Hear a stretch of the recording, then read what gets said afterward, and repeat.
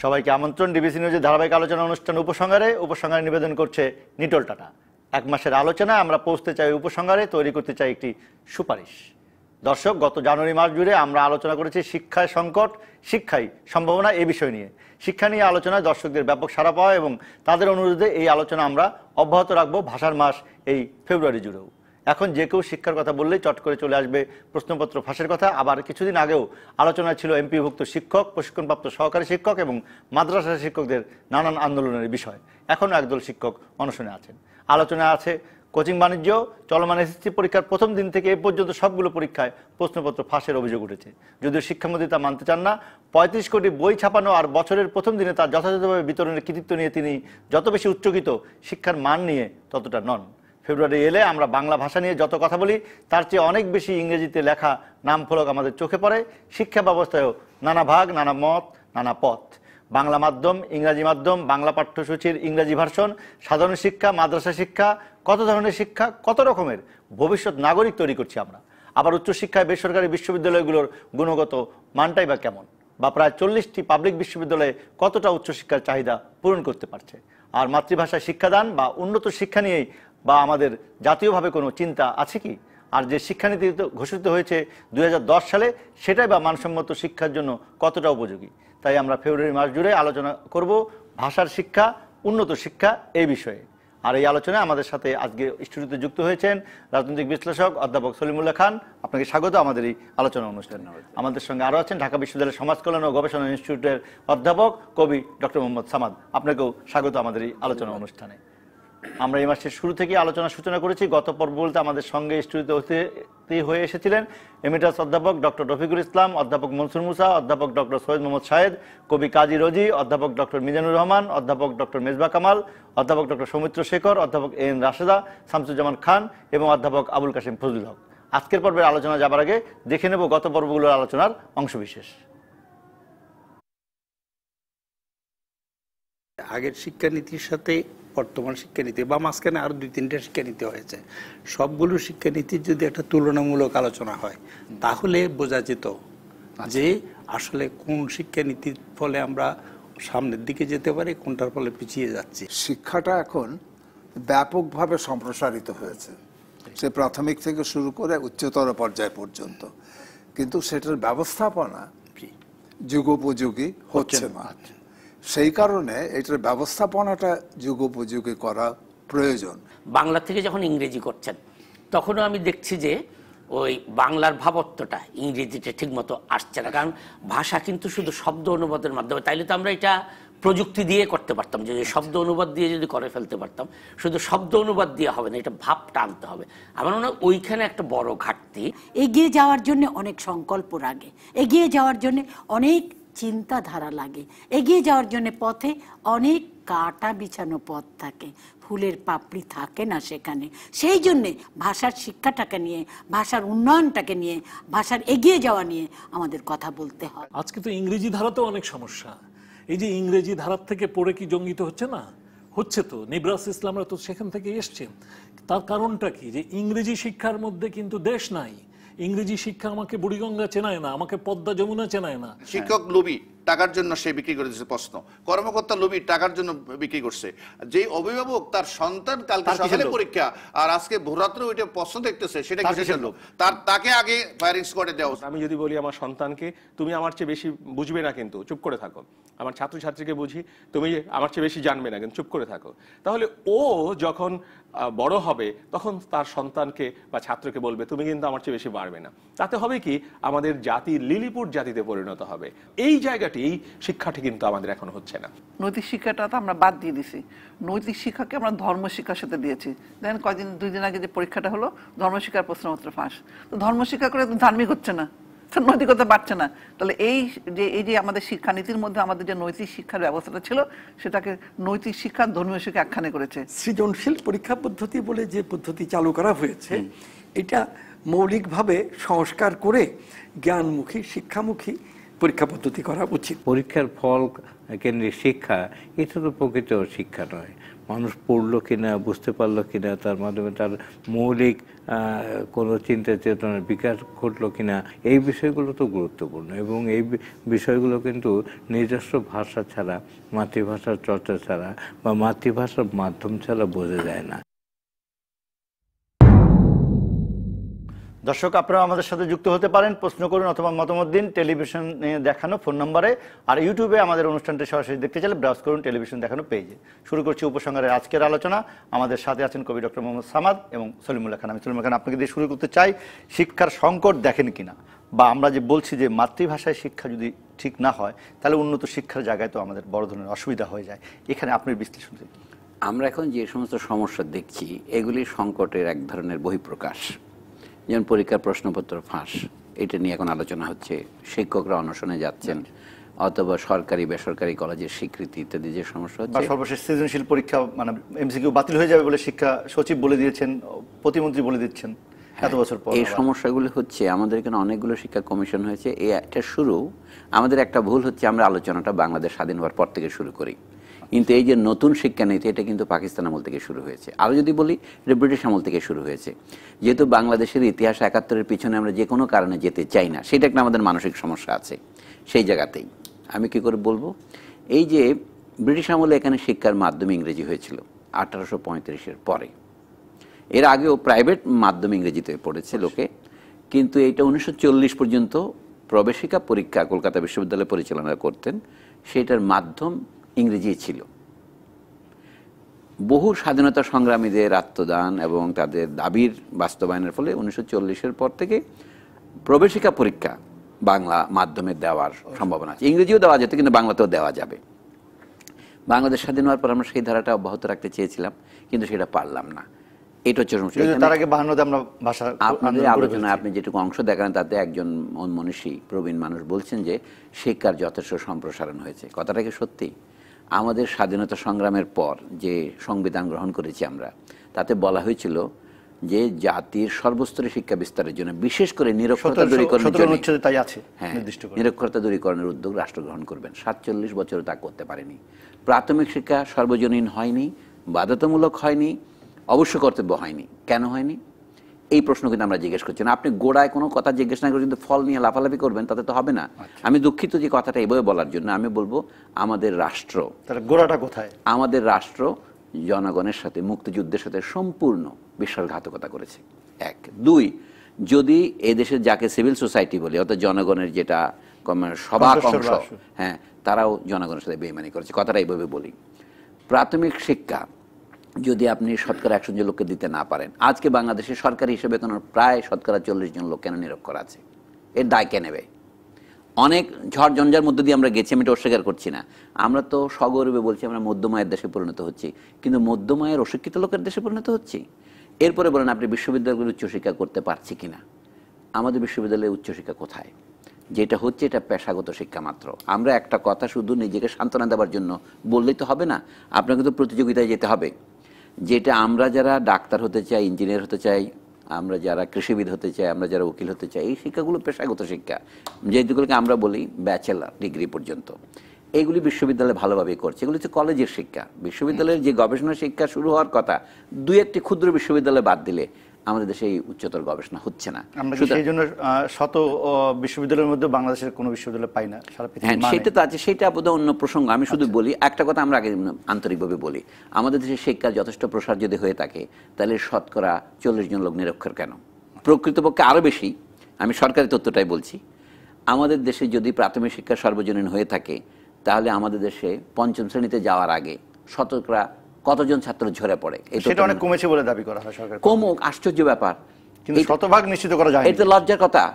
কেন শতকরা নিশ্চিত করা যাবে না? তারপরে কথা হচ্ছে, শিক্ষার প্রসার যদি আপনি সত্যি করতে চান, তারপর আপনার মাতৃভাষার মাধ্যমে করতে হবে। আপনি 3 বছরের বাচ্চাকে কিন্ডারগার্টেন ইংরেজি মিডিয়ামে কেন পড়ছেন, তার একটা জবাব দিতে হবে না? এই জন্য আমি সরাসরি সরকারকে দায়ী করব, আরও পিছনে যদি আমলাতন্ত্র সহ যা রাষ্ট্র যেটা বলেন তাকে দায়ী করব, এবং তারপরে আমরা নিজেদের দায়ী করব, জনগণের মধ্যে যারা নেতৃত্ব দিচ্ছেন তাদের দায়ী করবে। এই ব্যাপারে বিএনপি আওয়ামী লীগের অন্য পার্থক্য আছে? এই ব্যাপারে কোনো পার্থক্য নাই। কি মাদ্রাসা শিক্ষার ব্যাপারে, কি সাধারণ শিক্ষার ব্যাপারে, কি ইংরেজি মাধ্যম শিক্ষার ব্যাপারে এত হাজার রকমের ইংরেজি মাধ্যম শিক্ষার প্রবাদ বেড়ে গেল। আপনার যদি সত্যিকারের লক্ষ্য হতো শিক্ষাকে সার্বজনীন করা, তাহলে এই বিষয়ে পৃথিবীর সমস্ত ইতিহাসের সাক্ষ্য হচ্ছে মাতৃভাষার মাধ্যম ছাড়া শিক্ষা সার্বজনীন হয় না।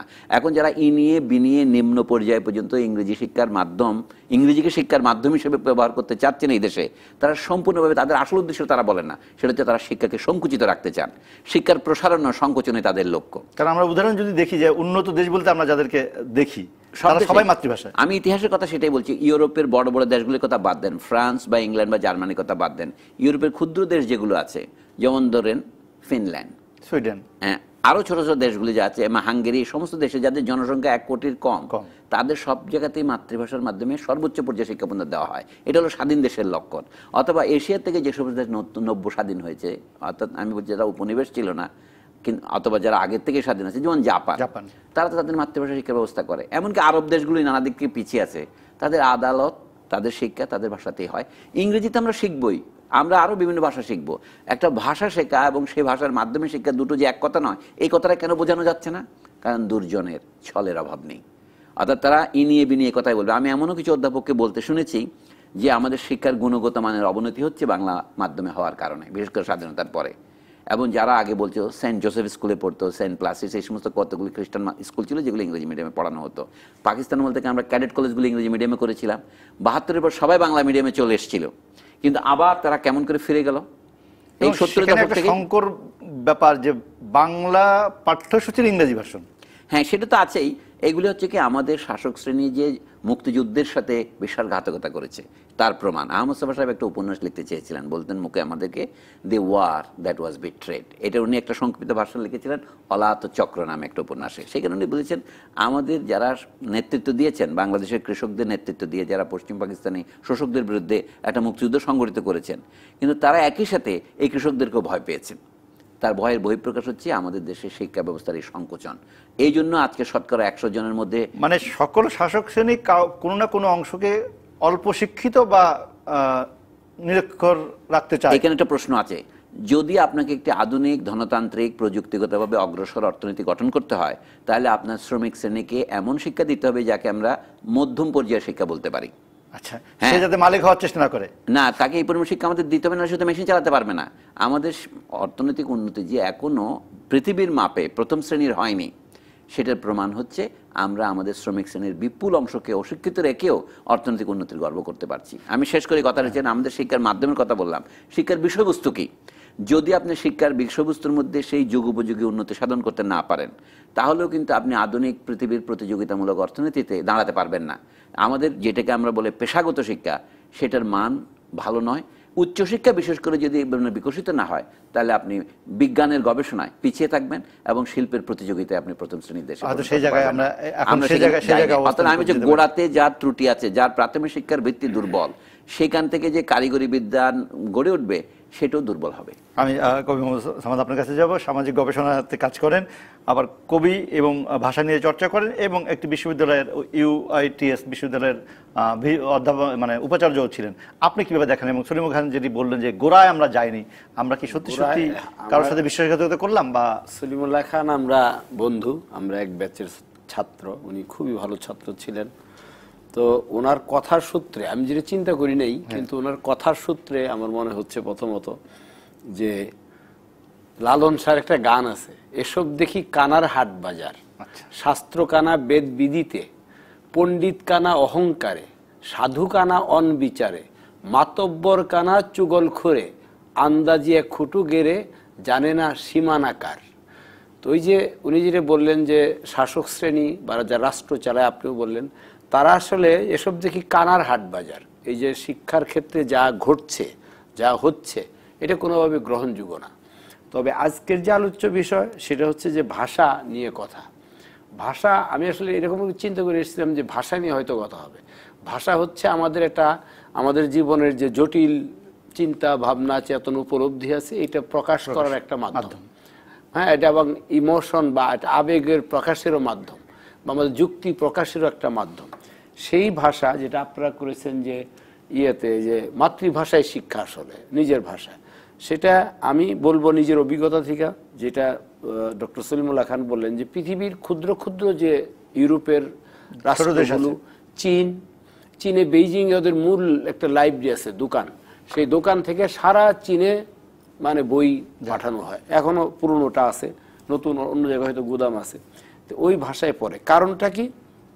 কারণটা হচ্ছে যে নিজেরই একটা আইডিয়া, মানুষ যে ভাষাই শিখুক, মানে নিজের মাতৃভাষা ছাড়া অন্য যে ভাষায় পড়াশোনা করুক, শিখুক, ভাষা চর্চা করুক। রবীন্দ্রনাথ এখানে বলেছেন যে যে ভাষায় আমাদের শিক্ষা সমাধা হয় সে ভাষায় প্রবেশ করিতে আমাদের অনেক দিন লাগে, ততদিন কেবল দ্বারের কাছে দাঁড়ায় হাতুড়ি পেটা এবং কুলুপ খোলার তত্ত্ব অভ্যাস করিতে প্রাণান্ত হইতে হয়। এবং এটা যে হইতে হয়, এবং এটা হওয়ার পরেও যখন আমরা কোনো জিনিস পড়ি অন্য ভাষায়, মুহূর্তের মধ্যে তা মাতৃভাষায় কিন্তু অনুদিত হয়, এবং অনুদিত হয়ে আমরা বুঝি, উপলব্ধি করি, নইলে কিন্তু আমরা বুঝতে পারি না। তো সেই জায়গায় যদি মানুষের শিক্ষা তার মাতৃভাষায় না হয়, তার জ্ঞান চর্চা তার মাতৃভাষায় না হয়, সুন্দর না হয়, তাহলে কোনোটাই সুন্দর হবে না, উন্নত হবে না। এবং এই জায়গাটার মধ্যে বাংলাদেশে বা পৃথিবীর অন্য দেশের যে পুস্তক সাধারণকে, রবীন্দ্রনাথ বলেছেন যে পুস্তক সাধারণকে দুই ভাগে ভাগ করা যায়, একটা হলো পাঠ্যপুস্তক আর একটা হলো অপাঠ্য পুস্তক। এবং টেক্সট বুক বোর্ডের যে কমিটি আছে বা শিক্ষা মন্ত্রণালয় আছে, এগুলো যারা আছে, তৎকালীন ভারতবর্ষের কথা তিনি বলেছেন, আজও তার কথা সত্য, যে এগুলোকে অপাঠ্য বললে অন্যায় বিচার করা হয় না। কাজে আমাদের পাঠ্যপুস্তকের মধ্যে, আমাদের শিক্ষা ব্যবস্থার মধ্যে গলদ যা আছে তার বহিঃপ্রকাশ আজ প্রতিদিনই আমরা দেখছি। আর সীমা যার না, যে এই সীমার মধ্যে কাজ করার কথা না, তাকেই সীমার মধ্যে প্রবেশ করতে দেওয়া হচ্ছে, এবং তারা এগুলো নির্ধারণ করছে, তারা সিদ্ধান্ত নিচ্ছে। এবং একজন আলোচক বললেন ইয়েতে, ডক্টর মনসুর মুসা, আমার শিক্ষক তুল্য, উনি বললেন যে শিক্ষানীতিগুলো ধারাবাহিকভাবে আলোচনা করলে হইতো। শিক্ষানীতি কুদরতি কোথায়, শিক্ষানীতির উপরে তার কোনো শিক্ষানীতি এখন পর্যন্ত এই দেশে নাই। সেটাই কিভাবে নতুনটা কিভাবে করলে সেটাও খুব বেশি মানুষের মধ্যে আলোচনা নাই, বা আলোচনা আমি জানি না শিক্ষাবিদরা এটা নিয়ে কতটা আলোচনা করে। দুজনের কাছে আমরা জানতে চাইবো। হ্যাঁ, শিক্ষাবিদদের আলোচনার সুযোগ কম। সুযোগ কম এই জন্যই যে শিক্ষাবিদদের বর্তমানে যে অবস্থা, বা শিক্ষাবিদ এখন কেমন আছেন, কতজন আছেন, এবং তারা শিক্ষা নিয়ে চিন্তা করেন, শিক্ষানীতিটা কেমন ভাবে হলো সেটা হয়তো কথা বলবো। তবে তার আগে একজন দর্শক আছেন আমাদের সাথে, দর্শক আমাদের সাথে সংযোগ আছেন। আপনি বলুন আপনার প্রশ্ন বা মত। আমার প্রশ্ন স্যারের কাছে একটা প্রশ্ন আছে, যে স্যার কিছুক্ষণ আগে বলছিল যে আমাদের সর্বক্ষেত্রে বাংলাটার প্রভাব বাড়িয়ে দিতে, কিন্তু আমরা যখন অফিসে কোনো চাকরির জন্য যাই, কর্মক্ষেত্রে, তখন আমাদের কাছে আগে জিজ্ঞাসা করা হয় যে আমরা ফ্রিলি স্পিকিং বলতে পারি কিনা এবং ইংরেজিতে দক্ষ কিনা। আর ইংরেজিতে যদি আমরা অন্য দেশের সাথে কমিউনিকেট করতে চাই, তাহলে তো আমাদের ইংরেজিতে খুব ভালো হইতে হবে। আর ইংরেজি ছাড়া কি একটা জাতি উন্নতি করা সম্ভব কিনা? জি, আপনার প্রশ্নের জবাব নিশ্চয়ই আমরা আলোচনা করবো। আপনাকে ধন্যবাদ। আমরা একটি বিরতি যাচ্ছি, বিরতির পরে এসে আমরা আবার কথা বলবো। আমাদের সঙ্গে আছেন সলিমুল্লাহ খান এবং মোহাম্মদ সামাদ।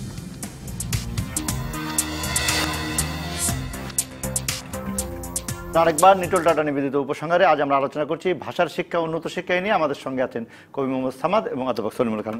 কবি মোহাম্মদ সামাদ, আমি আপনাকে থামিয়েছিলাম, একজন দর্শক প্রশ্ন করেছিলেন, সেই প্রশ্নের জবাবের আগে যদি আপনি বলছেন যে শিক্ষায় গোড়ার গরজ আছে, সেই গোড়ার গরজটাকে যদি আমাদেরকে বলেন। আর আমাদের প্রশ্ন যিনি করেছেন সেই ব্যাপারে দুজনেই বলবেন, যে উনি একটু বলেছেন যে ইংরাজি ভাষা না হলে তো পিছিয়ে যাওয়ার কথা বলেন, যেখানে যায় সেখানে ইংরাজি জানতে চায়, বিশেষ করে চাকরির ক্ষেত্রে। আপনি যদি বলেন গোড়ায় গলদ, যেটা আমরা দুজনেই একমত যে শিক্ষা যেভাবে হওয়া উচিত মাতৃভাষায়, তার টেক্সট যেটা মানে কন্টেন্ট, ওই যে রবীন্দ্রনাথের কথা যে অপাঠ্য পুস্তক আর পাঠ্যপুস্তক, এবং বলেছেন যে টেক্সট বুক কর্তৃক যে পুস্তক তৈরি করা হয় কমিটি করে, সেটাকে অপাঠ্য বলিলে অবিচার করা হয় না, বরং ওইখানে আরো কথা আছে যেটা আমি তুলি নাই, যে হাওয়া খাইলে আহার করিলে পেট ভরে, হাওয়া খাইলে পেট ভরে না, কিন্তু আহারটি উপযুক্ত রূপে হজম করিবার জন্য হাওয়া একান্ত দরকার। সুতরাং একটা টেক্সট বই পড়লেই শেষ না, গোড়ায় গলদের টেক্সট বইয়ের সাথে প্রয়োজনীয় বই, ভাষা শিক্ষা এবং প্রকৃতি থেকে শিক্ষা, সেই দেশের সংস্কৃতি শিক্ষা, সেই দেশের মূল্যবোধ শিক্ষা, এগুলো শিক্ষা। আজকে যে ছেলেটি বলল যে আমি যে ইংরেজি কথা বলতে পারি কিনা, ফ্রিলি বলতে পারি কিনা, এইটা জিজ্ঞেস করে যখন, এইটাই একটা গলদ, যে আমি কোথায় কাজ করব, আমি কি ডাক্তারি পড়ছি না একটা অফিসে চাকরি করছি, আমি শিক্ষকতা করছি না একজন কৃষককে শিক্ষা দিচ্ছি। ডক্টর সলিমুল্লাহ খান যে একজন শ্রমিক, সে মেশিনও জানবে, আবার তার মেশিনের নির্দেশনাটাও সে পড়তে পারবে। এরকম যদি আমরা ভাষাটাকে শিক্ষা দিতে পারি, তাহলে সেই শিক্ষার গলদ কমবে এবং মানুষ কাজ করতে পারবে। যেটা পাওলো ফ্রেরি ব্রাজিলের, আজকে যে আমরা করি যে নির্যাতিতের শিক্ষা, উনি নাম দিয়ে education for oppressed people, oppressed of the oppressed. তাহলে এই যে ফাংশনাল এডুকেশন যেটা ব্র্যাক, এইখানে ব্র্যাক শিক্ষা দেয়, একটু লেখাপড়া জানলো, একটু হিসাবপত্র জানে, একটু বিজ্ঞান জানে, একটু মানে এই অ্যাকাউন্টিং জানে, এইভাবে শিখে, কম শিখে সে তার জীবন চালায়। কৃষক তার মোবাইলের মধ্যে বাংলা ভাষায় নির্দেশনা শিখে, আজকে আপনি যেটা বললেন, একটু আমরা আলাপ করতেছিলাম যে 16 কোটি মানুষকে খাওয়ানোর জন্য একটা নির্দেশনা, জমি একই আছে, চাষাবাদ, সার দেওয়া, এগুলো শিখে। কাজে শিক্ষার স্তরের মধ্যে স্তর ভেদে কি শিক্ষা দিবে। এখন উচ্চ শিক্ষা ইংরেজি পড়বে, নিজের ভাষা তো ভালো করে জানেই, এখন ইংরেজিও জানে না ভালো করে, রবীন্দ্রনাথ এটা বলতেন, আবার নিজের ভাষাটা ভালো করে জানে না। কাজে এই দুইটার মধ্যে ভাষাটা যাতে ভালো জানে, যে একটা ভাষাও যদি সে ভালো জানে, মাতৃভাষা, তাও তার পক্ষে একটা দেশের উন্নয়নে, উন্নত শিক্ষা বাস্তবায়নের ক্ষেত্রে কোনো অসুবিধা হবে বলে মনে হয়। খান যদি বলেন, যেমন আমাদের দর্শক যেমনটি বললেন যে সব জায়গাতে ইংরেজি জানতে চায়, ইংরেজি বলতে পারে কিনা, লিখতে পারে ইংরেজি কিনা। জানা হচ্ছে একটা বিশেষ জ্ঞান, অর্থাৎ বিদেশি ভাষায় জ্ঞান থাকা জীবন সংগ্রামের জন্য সবসময় সহায়ক। আমাদের দেশের বহু লোক এখন বিদেশে আছেন, বিদেশে গেলে সার্বজনীন ভাষা হিসেবে, অর্থাৎ বিশ্ব ভাষা হিসেবে ইংরেজি আমাদের ঐতিহাসিকভাবে অভিজ্ঞতা আছে। সমস্যাটা এভাবে উপস্থাপন করলে সঠিক হবে না। আমি বলছি আমাদের শিক্ষার লক্ষ্যকে আমাদের সংবিধান বলেছিল, 3টা লক্ষ্য বলেছিল। রাষ্ট্র কার্যকর ব্যবস্থা গ্রহণ করবে 3টা জিনিস। একটা হচ্ছে একই পদ্ধতির গণমুখী এবং সার্বজনীন শিক্ষা বিস্তারের জন্য সকল বালক বালিকার জন্য অবৈতনিক এবং বাধ্যতামূলক শিক্ষার প্রবর্তনের ব্যবস্থা রাষ্ট্র করবেন। 2 নম্বর হচ্ছে শিক্ষার বিষয়বস্তু কি হবে, সেটা হবে জাতীয় ভাবমূলক, অর্থাৎ জনগণের জন্য, দেশের জন্য যেন কাজ করার জন্য মনের মধ্যে যেন দেশপ্রেম, অর্থাৎ জনগণের প্রতি প্রেম থাকে। আমি সংক্ষেপে বলছি। 3 নম্বর হচ্ছে সর্বস্তরে নিরক্ষরতা দূর করতে হবে, অর্থাৎ বৃদ্ধদের জন্য শিক্ষার ব্যবস্থা করতে হবে, শুধু বালকদের জন্য নয়। এই তো বিষয়টি। এখন তার জায়গায় আমরা কি করেছি, আমরা এখন প্রাথমিক শিক্ষাকে সার্বজনীন তো করি নাই, তাকে নানা স্তরে বিভক্ত করেছি, অর্থাৎ নানা গ্রুপে ভাগ করে 14 রকম প্রাথমিক শিক্ষা করেছি। তার মধ্যে একটা সবচেয়ে দুর্ভাগ্যজনক হচ্ছে গরিবের ছেলে মেয়ে যারা শহরের বস্তিতে থাকে তাদের জন্য তারা করেছে উপানুষ্ঠানিক শিক্ষা, যেখানে মাত্র 4র্থ শ্রেণী পর্যন্ত পড়লে, আপনি ব্রাকের নাম নিয়েছেন, ব্রাক এবং সরকার উভয়ই এটা করছে, বলা হচ্ছে কি সুবিধা বঞ্চিত শিশুদের শিক্ষার নামে। কিন্তু এটা যে একটা অগণতান্ত্রিক ব্যবস্থা, অর্থাৎ দেশের মধ্যে কাস্ট ডিভিশনের মতো, বর্ণভেদের মতো একটা ভ্যাট চালু করার, মানে যিনি অর্থনৈতিকভাবে দুর্বল তাকে আনুষ্ঠানিক শিক্ষা দিবেন না, তাকে উপানুষ্ঠানিক শিক্ষা দিবেন। রাইট, উপানুষ্ঠানিক ইংরেজি নামটা খুব সুন্দর, non formal education, non formal, যেটাকে আমি অনুবাদ করেছি ফর্মালি স্পিকিং নন এডুকেশন। অর্থাৎ আনুষ্ঠানিকভাবে বলতে এটাকে অশিক্ষায় বলতে হবে। এটা করতেছে কি জন্য, বলে আমরা তাদেরকে একটু শিক্ষা দেওয়ার জন্য, ঠোঙা টোকা বানাবার জন্য। আমি একটু উদাহরণ দিচ্ছি। অর্থাৎ আপনি যে সার্বজনীন করতে পারেননি শিক্ষাকে, আপনি যে সংবিধান লঙ্ঘন করছেন, সেটার প্রমাণ হচ্ছে এটাই। এই সংবিধানের রাষ্ট্র পরিচালনার মূলনীতিতে 17 নম্বর অনুচ্ছেদে এই কথাটা আছে, একই পদ্ধতির গণমুখী ও সার্বজনীন শিক্ষা বিস্তারের লক্ষ্যে আমরা অবৈতনিক শিক্ষা ব্যবস্থা করতে হবে। হ্যাঁ, আমরা অবৈতনিক তো করি নাই সকল বালক বালিকার জন্য, বাধ্যতামূলকও করি নাই, 1ম শ্রেণী পর্যন্ত কিন্তু বাধ্যতামূলক করা হয়নি। আর প্রাথমিক শিক্ষা কাহাকে বলে, এটা তারা এতদিন লুকিয়ে রেখেছিলেন, মনে করতে 5ম শ্রেণী। 2010 সালে শিক্ষানীতিতে একজন প্রশ্ন করতে চান, আমি তার প্রশ্নটা নিয়ে আসি। দর্শক বলুন, আপনি আমাদের সঙ্গে সংযোগে আছেন। হ্যালো, আসসালামু আলাইকুম। জি ওয়ালাইকুম আসসালাম, আপনার নাম বলুন। রহমান বলছি, বিরাসার ব্রাহ্মণবাড়িয়া থেকে। কি রহমান? আমি শ্রদ্ধেয় সলিমুল্লাহ খান স্যারের কাছে আমার প্রশ্ন, আমাদের প্রধান 4টি আসমানি কিতাব সহ বিশ্বের অন্যান্য প্রধান ধর্মগ্রন্থ নাজিল হয়েছে মাতৃভাষায়, যেন সাধারণ মানুষ সহজে সৃষ্টিকর্তা বাণী আত্মস্থ করতে সক্ষম হয়। এই প্রেক্ষিতে স্যারের কাছে আমার বিনীত প্রশ্ন যে উচ্চশিক্ষার জন্য কেন দেশের উচ্চবিত্ত শ্রেণী তাদের বাচ্চাদেরকে ইংলিশ মিডিয়াম বা ইংলিশ ভাষণে পড়াচ্ছেন, এবং কেন সরকার এই দুটি মাধ্যমেও পৃষ্ঠপোষকতা প্রদানের মাধ্যমে তাদের প্রায় 100%কে পরবর্তীতে বিদেশি ইমিগ্রেন্ট হওয়ারও সুযোগ করে দিচ্ছেন। বিদেশি ইমিগ্রেন্ট হওয়া এটা তাদের ব্যক্তিগত সমস্যা, আমাদের রাষ্ট্র কাউকে নিষেধ করে নাই। জাতিসংঘে যে আন্তর্জাতিক ঘোষণা আছে, মানবাধিকারের ঘোষণা, তাতে আছে যে কোনো ব্যক্তির দেশ ত্যাগের অথবা তার দেশে ফিরে আসার অধিকার আছে। আমাদের আলোচ্য সূচি হচ্ছে আমরা আমাদের দেশকে একটা উন্নত দেশে কেমনে পরিণত করব। এই জন্য আমাদের মুক্তিযুদ্ধের যে অঙ্গীকার ছিল, আমি সেই কথাটা সংবিধানে দেখতে পাচ্ছি। বলা হচ্ছে কি রাষ্ট্রের সকল নাগরিকের শিক্ষার ব্যবস্থার জন্য রাষ্ট্র কার্যকর উদ্যোগ গ্রহণ করবে। আইনের মাধ্যমে বলছে, আইনের মাধ্যমে নির্ধারিত স্তর পর্যন্ত শিক্ষা অবৈতনিক এবং বাধ্যতামূলক করবে। আমি কথাটাকে হালকাভাবে নিতে চাই না, এটাকে 5ম শ্রেণী কি 8ম শ্রেণী রাষ্ট্র সামর্থ্য অনুসারে ধীরে ধীরে করবে। মানে যেই শিক্ষাকে আমরা ভিত্তি শিক্ষা বলবো, জাতিসংঘের ভাষায় বলে বুনিয়াদী শিক্ষা, ফান্ডামেন্টাল, সেটা কিন্তু দ্বাদশ শ্রেণী পর্যন্ত না হলে বুনিয়াদী হয় না, সারা পৃথিবীর অভিজ্ঞতা থেকে বলি। তো সেটা আমরা 1ম শ্রেণী পর্যন্ত করি না, দ্বাদশ শ্রেণী কবে করবো? বর্তমানে মানে 2010 সনের যে শিক্ষানীতি, যেটা এখনো বাস্তবায়িত হয়নি আইনের মাধ্যমে, সেই নীতিতেও বলা হয়েছে 8ম শ্রেণী পর্যন্ত শিক্ষাকে আমরা প্রাথমিক শিক্ষা ধরবো। তো সেই দিক থেকে আমি বলছি আমাদের এই প্রতিশ্রুতি অবাস্তবায়িত প্রভাবিত রয়েছে। এটা কি কারণে রয়েছে এটা বিশ্লেষণের অপেক্ষা রাখে। 2 নম্বর হচ্ছে শিক্ষার বিষয়বস্তু এখন বহুমুখী করে, অর্থাৎ আমরা এখন যে নৈরাজ্য তৈরি করেছি তাতে আমাদের এখানে পরিষ্কার বলা ছিল সমাজের প্রয়োজনের সহিত শিক্ষাকে সঙ্গতিপূর্ণ করিবার জন্য সমাজের প্রয়োজন এবং সেই প্রয়োজন সিদ্ধ করিবার উদ্দেশ্যে যথাযথ প্রশিক্ষণপ্রাপ্ত ও সদিচ্ছা প্রণোদিত নাগরিক সৃষ্টির জন্য। এটাকে আমি এক শব্দ বলছি জাতীয় ভাবের জন্য। রবীন্দ্রনাথের কথায়, রবীন্দ্রনাথের যে প্রবন্ধের কথা আমরা বলি শিক্ষার হেরফের, 1892 সনে লেখা। সেই সময় এটা অত্যন্ত দুঃসাহসী লেখা ছিল যে আমরা এই বিদেশি মাধ্যমে করতে গিয়ে শিক্ষা সর্বনাশ করছি। তার ফলাফল কি দাঁড়িয়েছে?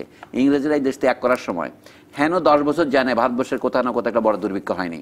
1947 সনে আমরা এই অঞ্চলে যেটা বাংলাদেশ হয়েছে এখানে শিক্ষিতের স্বাক্ষরের সংখ্যা ছিল শতকরা 6 জন।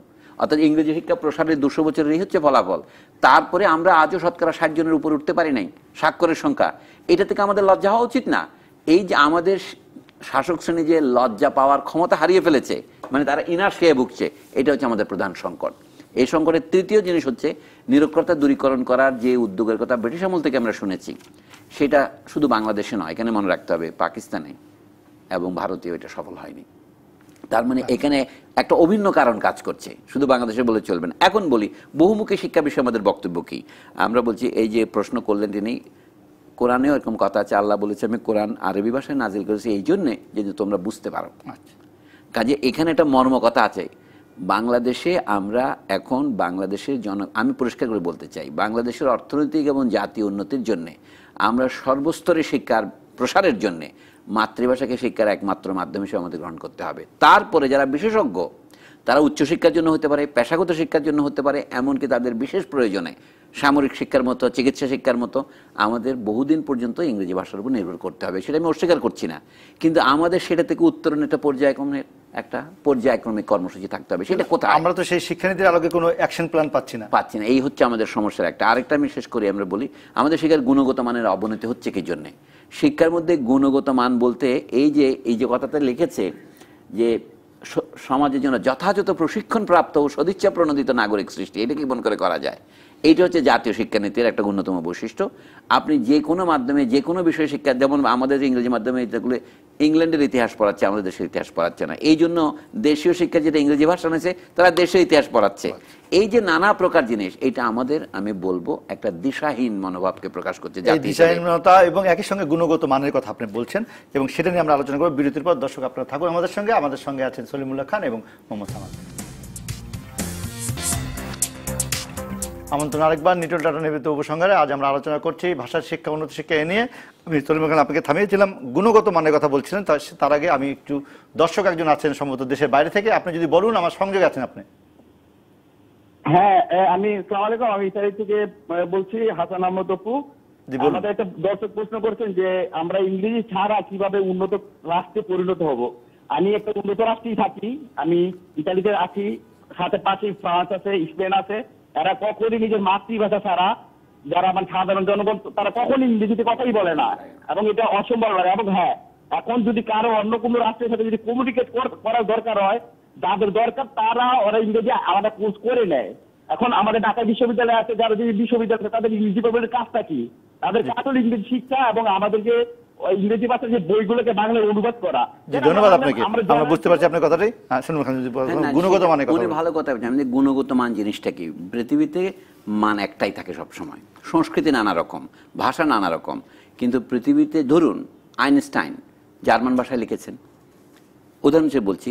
যেমন আমাদের সত্যেন বসু তার প্রবন্ধ যে লিখেছিলেন, বোস আইনস্টাইন থিওরি যেটা আমরা বলি, সেটা তিনি ইংরেজিতে লিখেছিলেন। আইনস্টাইন ওটা জার্মান ভাষা অনুবাদ করেছিলেন। কোথায়? জার্মান জার্নালে ছাপানোর জন্যে। এখন আইনস্টাইনের বিদ্যাশিক্ষার কোনো অসুবিধা হয় না জার্মান ভাষায় করার জন্যে, এবং পৃথিবীর ইংরেজরাও, ফরাসিরা ওইটাকেই পদার্থবিজ্ঞানের গবেষণার সর্বশেষ বলে গ্রহণ করেছেন। ফ্রয়েড সাহেব জার্মান ভাষা লিখেছেন, মার্কস জার্মান ভাষা লিখেছেন, সেগুলো সব ইংরেজি অনুবাদে আমরা পড়ছি না। ইংরেজিদের গুণগত মান থেকে বলছে ইংল্যান্ড তো একটা অর্ডার দিয়ে মার্কস বা ফ্রয়েড তৈরি করতে পারবে না। তা আমরা অ্যাডাম স্মিথ থেকে শুরু করে যত অর্থনীতিবিদ আছে তাদের লেখাগুলো বাংলায় অনুবাদ করলে ভালো করতাম না? সেটা আমরা পারি না কেন? তার মানে আমরা বিশ্ববিদ্যালয়ে যারা চাকরি করি তারা নিজেদের পয়সাটা হালাল করি নাই। কালেকটিভলি আমরা একসাথে বলছি। এখনও বলে শিক্ষার গুণগত মান বৃদ্ধির জন্য আমাদের দেশে যদি আমরা বিশ্ববিদ্যালয়ে ইংরেজি শিক্ষা পাশাপাশি বাংলা ভাষার চর্চা না বাড়াই, মানে বাংলা মাধ্যম না বাড়াই, প্রথম দিকে ইংরেজির থেকে আমাদের অনুবাদ করতেই হবে। ফরাসি থেকে করতে হবে, জার্মান থেকে ইতালি থেকে অপু কিন্তু সেই কথাই বললেন যে ওখানে সবই নিজের ভাষায় সঠিক কথা আপনি বলেছেন। ইটালি এত উন্নত করলো কেন? ইটালির ভাষাও একসময় পিছিয়ে পড়েছিল নানা কারণে 19বিংশ শতাব্দীতে। ইটালি যখন একক রাষ্ট্র হিসেবে আত্মপ্রকাশ করলো 1860 থেকে 1870-এর মধ্যে, এটাকে রিসার্জিমেন্তো বলে, রিসার্জেন্স, ইটালির নবজাগরণ। তারপরে ইটালির ভাষারও উন্নতি হলো, ইটালিতে অনেক সমস্যা হয়েছে। আমি বলছি এইটা উদাহরণ সব দেশ থেকে নেওয়া যায়, আমাদের দেশে ফিরে আসি। আমাদের শিক্ষার গুণগত মান বৃদ্ধির একটা শর্ত হচ্ছে শিক্ষার মাধ্যম বদলানো। অনেকে বলকে ইংরেজি না হলে হবে না, এইখানে যারা অগ্রণী ইংরেজি যারা জানে তাদের কাজ দায়িত্ব হচ্ছে দ্বিভাষিক হওয়া। তারা ইংরেজি থেকে বাংলা অনুবাদ করবেন। 19বিংশ শতাব্দীতে যারা ইংরেজি শিখেছিলেন আমরা বিখ্যাত কয়েকজনের নাম জানি, মাইকেল মধুসূদন দত্ত, বঙ্কিমচন্দ্র চট্টোপাধ্যায়, ঈশ্বরচন্দ্র বিদ্যাসাগর, বা তাদেরও আগে রাজা রামমোহন রায়, এরা ইংরেজি খুব ভালো জানতেন এবং বাংলা ভাষার উন্নতির জন্য তারা যে অবদান রেখেছেন সেটা আমরা অন্যরা কেউ রাখতে পারি নাই। নবযুগের যে নবধর্ম সেটা তারা বাংলা ভাষায় পরিবেশন করেছেন।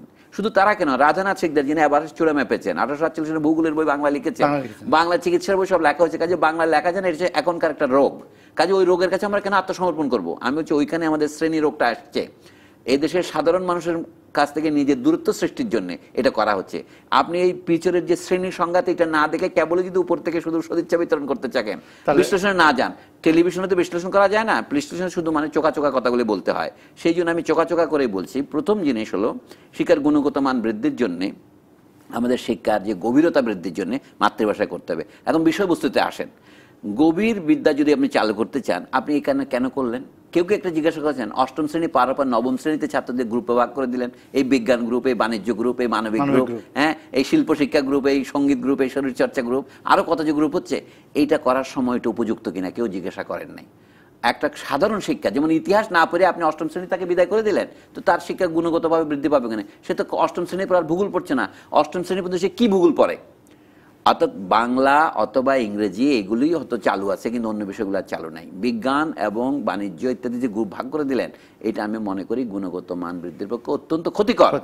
এইটাকে শেষ করে এইটা হয় আপনার কলেজের প্রথম 2 বছর, যেটা আমরা বলি আমাদের দেশে যেটাকে উচ্চ মাধ্যমিক বলে, এর পরের থেকেই তখনই তার বয়স হয়, যখন 18 বছর বয়স হয়, সে কোন দিকে যাবে সেটা বোঝার জন্য। সেজন্য কিন্তু অন্যত্র কিন্তু এই আমার বক্তব্য 2 ভাগ করি, একটা যে শিক্ষার মাধ্যমের বক্তব্য, আর শিক্ষার বিষয়বস্তুগত প্রশ্ন। আমরা কি পড়বো? আমরা বিজ্ঞান পড়বো না মানবিক পড়বো না বিভাগ পড়বো? আমাদের সবার জন্য প্রথমে একক শিক্ষা, ওই যে একমুখী মানে একই পদ্ধতির শিক্ষা, এটা কতক্ষণ পর্যন্ত? এখানে একটা আমাদের সংবিধানে বলেছে কি পর্যন্ত, এখানে একটু করে আইনের দ্বারা নির্ধারিত স্তর পর্যন্ত প্রাথমিক শিক্ষা। এটা কিন্তু সংবিধান মানে আপনার যাকে বলা হয় সংজ্ঞা দেয় নাই, আইনের দ্বারা করতে হবে, সেই আইনে কোনো প্রণীত সমাজের প্রয়োজন, সেটাও রাইট, এটাও হয় না, কিছুই হয়নি। যদি আমাদের ভবিষ্যতে করতে হয়, আমাদের পরিষ্কার বলা উচিত দ্বাদশ শ্রেণী পর্যন্ত শিক্ষা হবে একমুখী এবং মাতৃভাষার মাধ্যমে। হ্যাঁ, ব্যতিক্রম পৃথিবীর সব জায়গাতেই থাকে, যারা বিদেশ থেকে পড়ে আসছে অথবা যারা কূটনীতিক, তাদের ছেলে মেয়েদের জন্য বিশেষ স্কুল থাকে, সেইটা আইনের দ্বারা সমাধান করা যায় ব্যতিক্রম হিসেবে। আমরা নিয়মের কথাটাই বলছি। আচ্ছা, মোহাম্মদ সামাদ যদি বলেন যে সামাজিক গবেষণা ইনস্টিটিউটে এরকম কোনো কাজ হয় কিনা? না, গবেষণা ইনস্টিটিউটের কথা না, কথাটা যেটা উনি বলতেছিলেন, আমরা আলোচনার মধ্যে থাকি যে ভাষার শিক্ষা উন্নত শিক্ষা। যেমন এতক্ষণ আমরা আলোচনা করলাম যে ভাষার শিক্ষা কি? ভাষার শিক্ষা হলো যে একটা লোক ভাষা শিখবে, মানে টেক্সটের অনুবাদ শিখবে না, টেক্সট মাতৃভাষায় হবে, যাই বিষয়বস্তু থাকুক, যেটা বাংলা, ইংরেজি, হিস্ট্রি, এই ভূগোল, যা কিছু থাকুক, বিজ্ঞান, সেটা শিখবে হলো মাতৃভাষায়।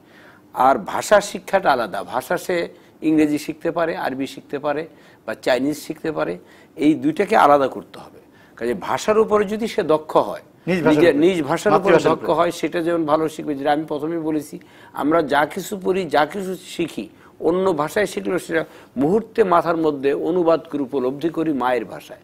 কাজেই মান বাড়াতে হলে নিজের ভাষায় আসলে শিক্ষার, বারবার একই কথা আমরা বলছি, তবে ভাষার শিক্ষার দরকার আছে, অনুবাদক তৈরির দরকার আছে। মার্কস বা অ্যাডাম স্মিথ বা জার্মান ভাষার লেখক, এমন কোন শিক্ষিত, এমন বিরাট শিক্ষিত, পেটেন্ট অফিসের ক্লার্ক ছিলেন আইনস্টাইন, পেটেন্ট অফিসের কেরানি, 18 পৃষ্ঠা তার থিসিস, পড়তে লিখেছেন খারাপ হাতের লেখায়। কিন্তু এর মানে এই না যে সেই ইংরেজি জানে, ফ্রেঞ্চ জানে, তার মাতৃভাষায় সেটা তৈরি করেছেন। আমাদের সাহিত্য যেগুলো সৃজনশীল সাহিত্য, সব দেশের সাহিত্য মানে সৃজনশীল সাহিত্য। রবীন্দ্রনাথ বলেন, যেই বলেন, তারা নিজের ভাষা, নজরুল বলেন, নিজের ভাষায় তৈরি করেছেন, এবং এরা স্বদেশে সম্মানিত, বিদেশে আমাদেরকে সম্মানিত করছেন।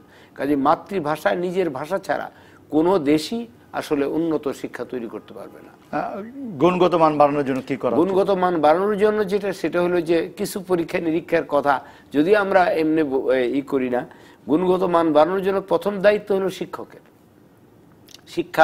শিক্ষা প্রতিষ্ঠান যদি হয়, শিক্ষক কিভাবে শিক্ষা দিচ্ছেন, শিক্ষকের গুণ কতটা আছে, তার মান কতটা আছে সেটা দেখা। এখন যেটা বিশ্ববিদ্যালয়গুলো হলো মূলত স্কুল কলেজের পরে বিশ্ববিদ্যালয়, সেখানে গবেষণা হওয়ার কথা, কিন্তু কি মাত্রায় সেখানে গবেষণা হচ্ছে, আদৌ কিছু হয় কিনা, আদৌ সেগুলো পদ্ধতি মেনে ঠিক মতো হয় কিনা, নাকি শুধু প্রমোশন। আমি একটা ইউনিভার্সিটি গিয়েছিলাম, Corpus Christi A&M university, Texas. সেখানে একজন ভাইস চ্যান্সেলর এসেছেন, ওনার সাথে দেখা হলো। উনি এসেই যারা বই লিখেছে, প্রবন্ধ লিখেছে, এই জাতীয় যত শিক্ষক আছে তাদেরকে সমানে উনি স্যাক করে দিচ্ছেন। উদ্দেশ্য হচ্ছে যে পাশে যে মেক্সিকো সাগর আছে, উপসাগর আছে, সেই A&M হলো এগ্রিকালচারাল মিনারেল ইউনিভার্সিটি।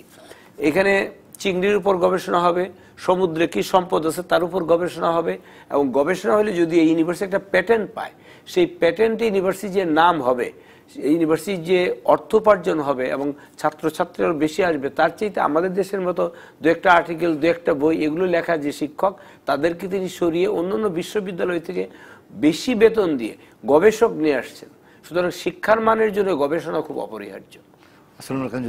আমি বলি, আমার বক্তব্য পরিষ্কার, ওনার সাথে আমি একমত যে শিক্ষকদের মান বাড়াতে হবে, কিন্তু শিক্ষকদের মান বাড়াবার জন্য যে ব্যবস্থা নিতে হবে, যেমন ধরেন বিনিয়োগ, শিক্ষকদের সামাজিক মর্যাদা এবং শিক্ষকদের প্রশিক্ষণ করার জন্য সেই উপযুক্ত বিদ্যালয়। আমাদের দেশে লক্ষ্য করেছেন, বিশ্ববিদ্যালয় শিক্ষকদের প্রশিক্ষণের কোনো প্রতিষ্ঠান নেই। প্রাইমারি স্কুলের শিক্ষকদের প্রতিষ্ঠান আছে বটে, সেই প্রতিষ্ঠানের কি শিক্ষা দেওয়া হয় সেটা আবার নতুন প্রশ্ন। সোজা কথায় শিক্ষার সর্বস্তরে, নিম্নে প্রাথমিক স্তর থেকে বিশ্ববিদ্যালয় পর্যন্ত শিক্ষা একটা পরিকল্পনার অধীনে আসতে হবে এবং তাকে সেই রাষ্ট্রীয় সহায়তা দিতে হবে। আমি শেষ কথা এটাই বলি, ইউনেস্কো যে লক্ষ্য নির্ধারণ করেছে শিক্ষায় কত ব্যয় করতে হবে রাষ্ট্রের মোট জাতীয় আয়ের, সেটা 6 অনেকে নির্ধারণ করেছিল। কিউবার মতো দেশ শতকরা 11-12 ভাগ খরচ করে, আমাদের 2 বেশি কখনো করে না। তো সেখান থেকে আপনি কি করে শিক্ষার গুণগত মান বৃদ্ধির জন্য বিনিয়োগ করবেন? গুণগত মান যদি চাই এবং সত্যি সত্যি যদি শিক্ষার উন্নত চাই, তাহলে একটা শিক্ষায় বিনিয়োগ বাড়াতে হবে এবং উপযুক্ত কর্মসূচি গ্রহণ করতে হবে যেন শিক্ষার মান বৃদ্ধি পায়। তার মধ্যে একটা হচ্ছে শিক্ষকদের উপযুক্ত প্রশিক্ষণ। দুজনকে ধন্যবাদ, আপনাদেরকে মোহাম্মদ সামাদ এবং সলিমুল্লাহ খান। দর্শক আপনাদেরও ধন্যবাদ। আজকের মতো শেষ করছি নিটল টাটা নিবেদিত উপসংহার। ফিরবো আগামী শুক্রবার রাত 10টায়। আলোচনা করবো আবারও ভাষার শিক্ষা, উন্নত শিক্ষা নিয়ে। থাকবেন অন্য অতিথি, থাকবেন আপনারাও। ডিবিসি নিউজের সঙ্গে থাকুন 24 ঘন্টা।